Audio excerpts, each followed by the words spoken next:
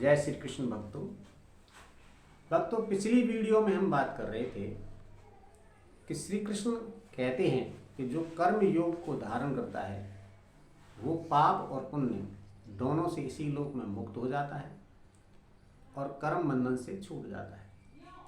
अगले श्लोक में वो और भी कुछ कहते हैं जो कर्म योग से प्राप्ति है।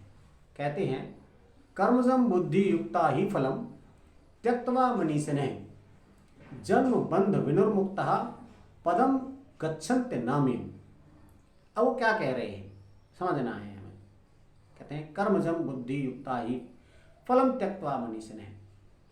ही यहाँ एक शब्द आता है ही, क्योंकि बुद्धि युक्ता मनीषिणः, बुद्धि युक्त यानी बुद्धि योग को धारण करने वाले, समबुद्धि योग को धारण करने वाले, कर्म योग को धारण करने वाले मनीषिणः ज्ञानी, कर्मजम कर्म के, फलम त्यक्त्वा फल को त्याग कर, क्योंकि जो कर्म योग को धारण करते हैं वो ज्ञानी जन कर्मों से उत्पन्न होने वाले फल को त्याग कर क्या होता है, जन्म बंध विनिर्मुक्ता, जन्म रूप बंधन से मुक्त हो जाते हैं। ऐसा उसमें उन्होंने पिछले श्लोक में भी कहा था। फिर वो और आगे बढ़ते हैं, पदम गच्छन्ति नाम्यम्। पदम फिर क्या होता है, मुक्त होकर कहां जाते हैं, पद को प्राप्त करते हैं। कौन से पद को, अनाम्यम निर्विकार परम पद को प्राप्त करते हैं, सर्वश्रेष्ठ पद को प्राप्त करते हैं। ऐसा श्री कृष्ण कहते हैं।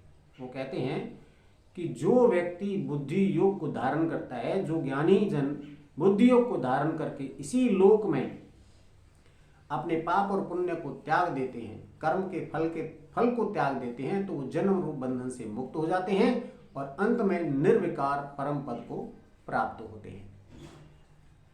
निर्विकार परम पद को प्राप्त होते हैं। तो अब अगर हम सोचें, इन श्लोकों की तुलना अगर हम करें तो जो भगवान श्री कृष्ण ने कहा था कि सकाम कर्मों से कर्म योग श्रेष्ठ है, तो इसीलिए श्रेष्ठ है।